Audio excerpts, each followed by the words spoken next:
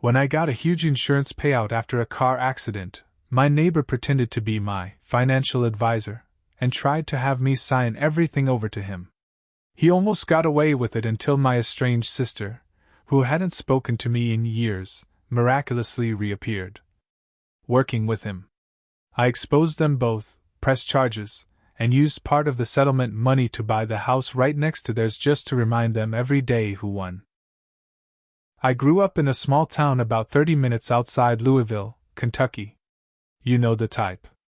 Everyone knows each other's business, and the biggest event of the year is the county fair.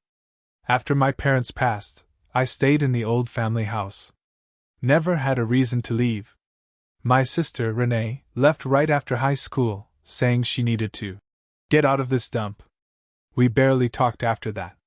Anyway, about a year and a half ago, my whole life changed in 1 second. I was driving home from work late at night when a drunk teenager in a big pickup ran a red light and smashed right into me.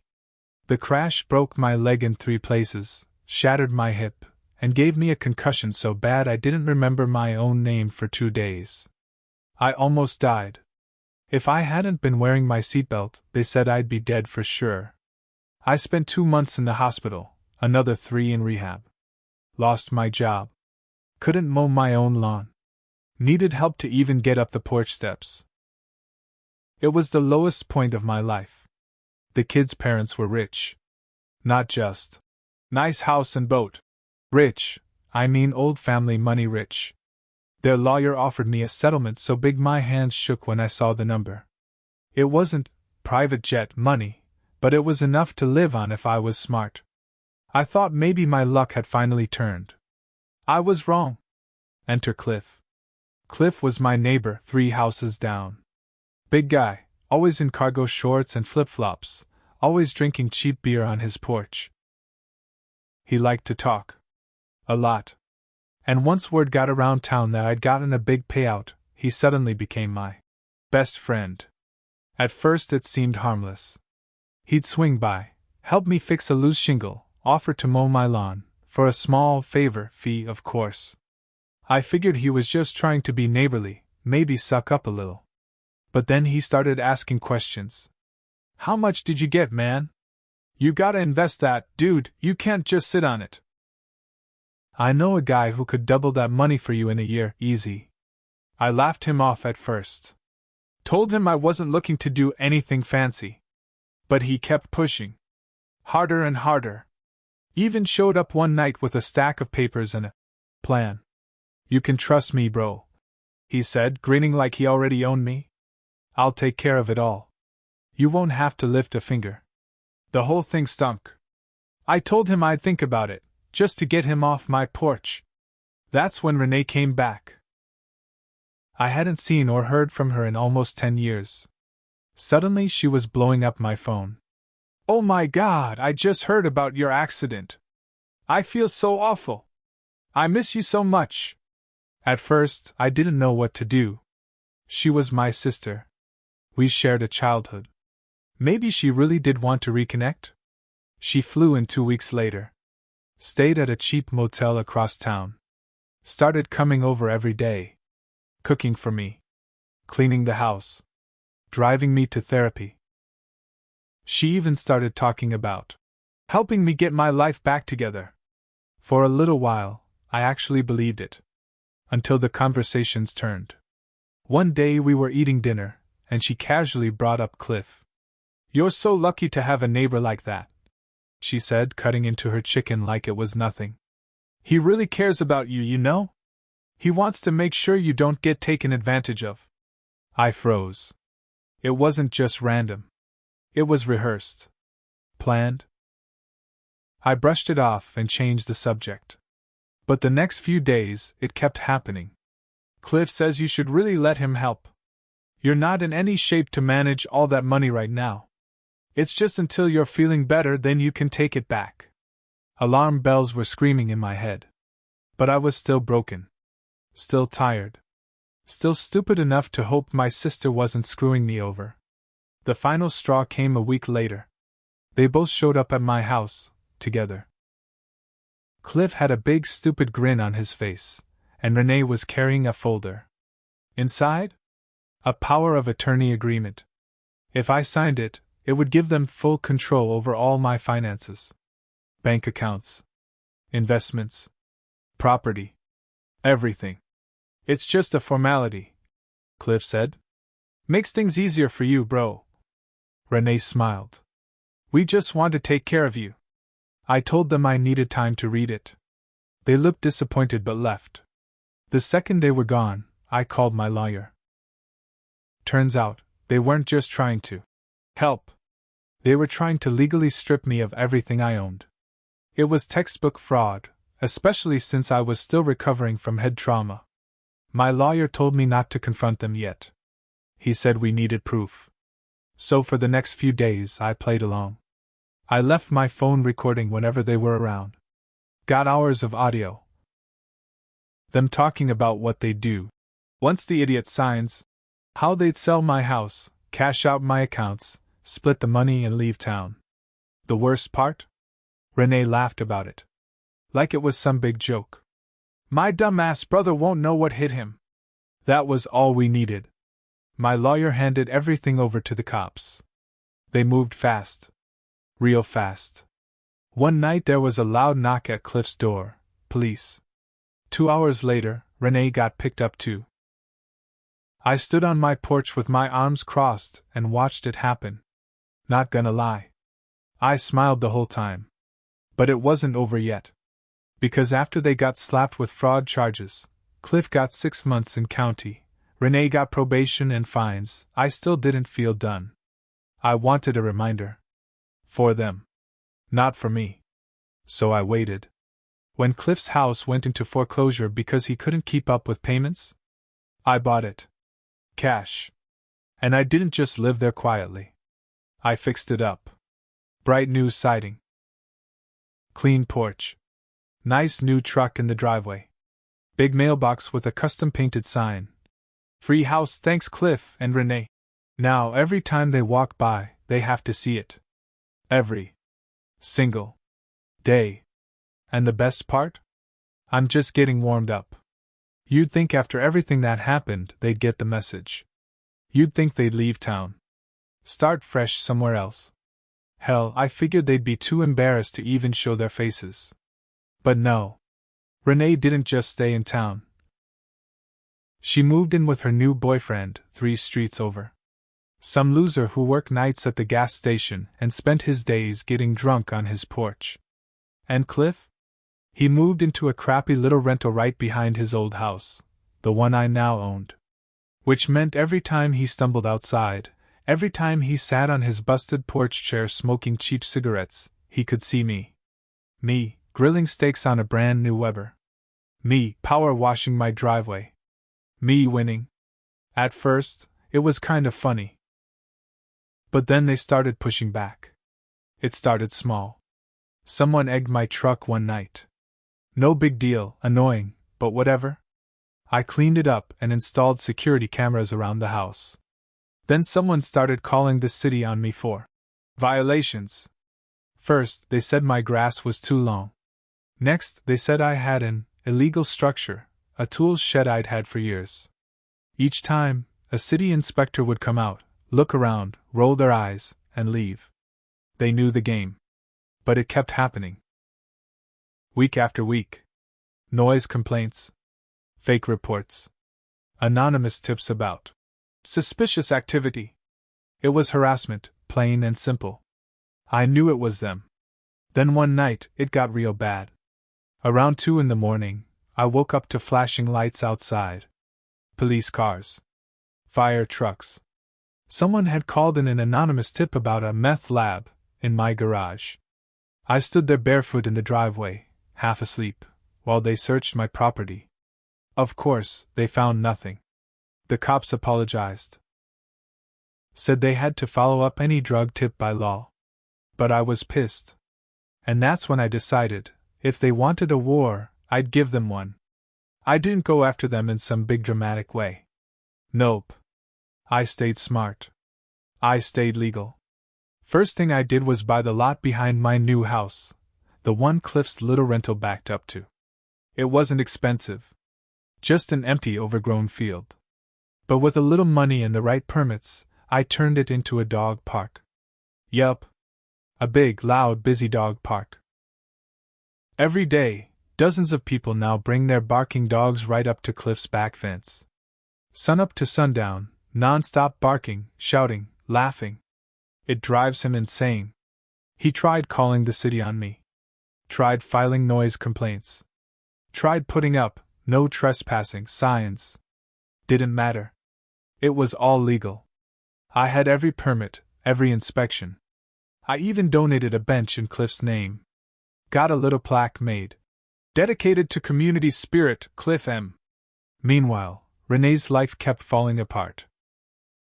Her gas station boyfriend got picked up for drunk driving and lost his job. She started showing up at the local diner, waiting tables for tips. Word got around. People don't forget what she tried to pull. Everywhere she went, cold shoulders.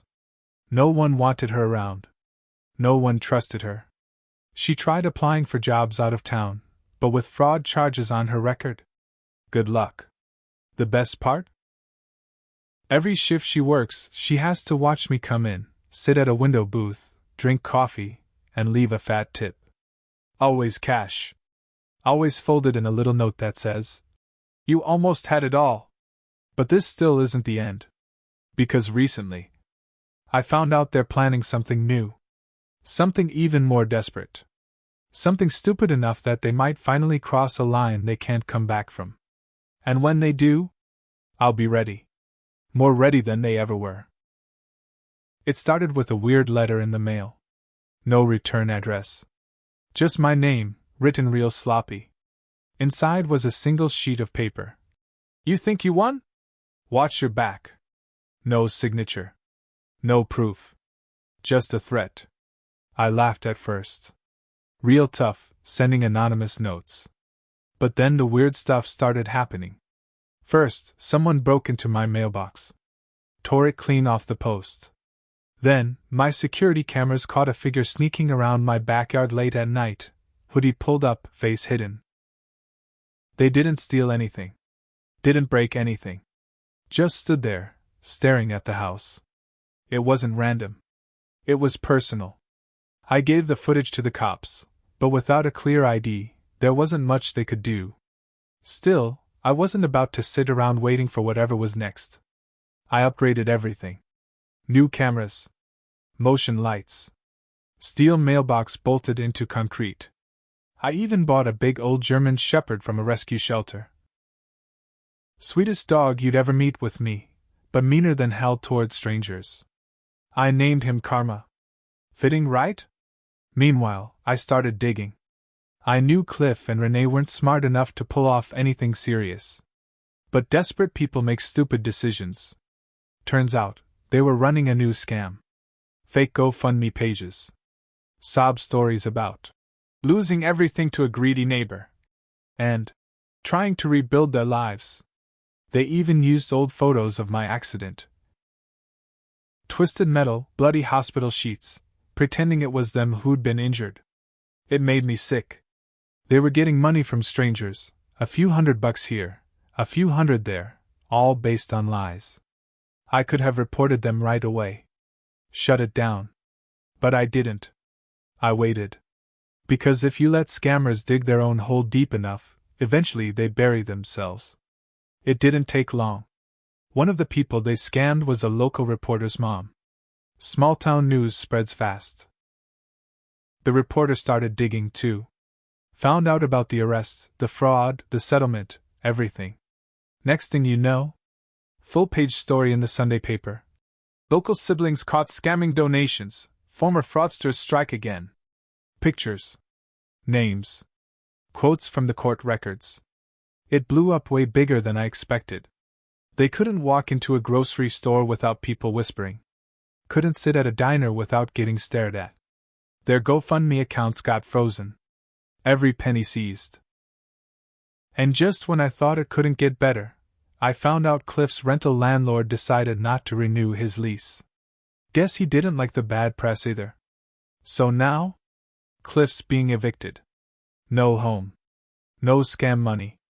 No friends. Just an old truck, a trash bag full of clothes, and nowhere to go. But Renee? She's not done yet. Last I heard, she's talking to a lawyer. Trying to sue me for emotional distress. For harassment. For ruining her life. Yeah. You heard that right. The sister who tried to rob me blind is now trying to blame me for her mess. And the best part? I'm going to let her try. Because I've got recordings. I've got documents. I've got witnesses. And when she walks into that courtroom thinking she's going to win something, I'm going to tear her whole world apart. Piece by piece. When I got the court summons, I almost laughed. Renee had really done it. She hired some fly-by-night lawyer from the next county over. A guy who advertised on late-night TV, and filed a civil lawsuit against me. She claimed I created a hostile environment. She said my public attacks ruined her chance to find work and caused her severe emotional damage. Reading through her complaint, you'd think I had been the one who tried to steal her money. It was insane.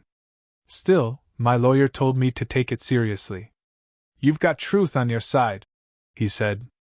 But courts can be messy. The day of the hearing, I showed up ready. I had everything. Copies of the fake GoFundMe pages. Screenshots of threatening messages Renee had sent me. Recordings of her talking about scamming me. When Renee walked into the courtroom, she looked rough. Skinny. Pale. Hair tied back in a messy knot.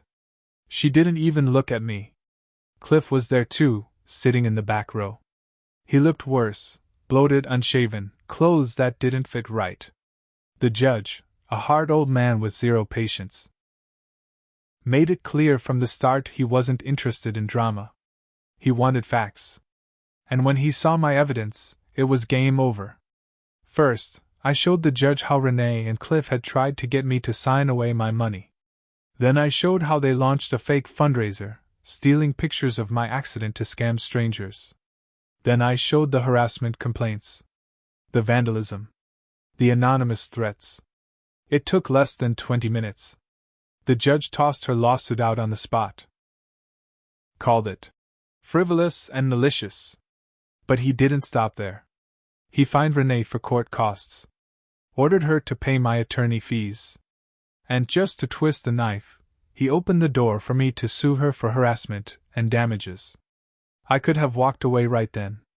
Could have said, enough's enough. But I didn't. Because this wasn't just about money anymore. This was about the years she stole from me. The trust she crushed. The nights I stayed awake, thinking I was crazy for not trusting my own blood. So I filed my own lawsuit. And I won. Big. Renee now owes me $57,000. Money she'll never have. Money she'll spend the rest of her life trying to repay. She'll feel that weight every single day. Every phone call from a collection agency. Every paycheck garnished. Every tax refund seized. She'll live in the wreckage she made. As for Cliff? He skipped town 2 weeks after the hearing. I heard he's living out of his truck somewhere in Ohio. No job. No friends. No future. Exactly what he deserves. Now here's where I messed up. I spent so much time fighting them, so much time plotting and winning and proving my point, I forgot to move on. I let the anger eat me up. I stopped seeing friends. Stopped dating. Stopped living. Every little win felt good for a second, but it didn't fill the hole they left. And the money? Yeah, I still had most of it. But it couldn't buy back the years I lost to pain, surgeries, therapy, anger. It couldn't make my legs stop hurting every time it rained. It couldn't make me trust people again. So now here I am. Sitting on my perfect porch. Looking at my perfect house. My perfect lawn. My perfect revenge. And feeling empty.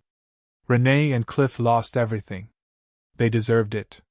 But somewhere along the way, I lost something too. And I don't know if I'll ever get it back.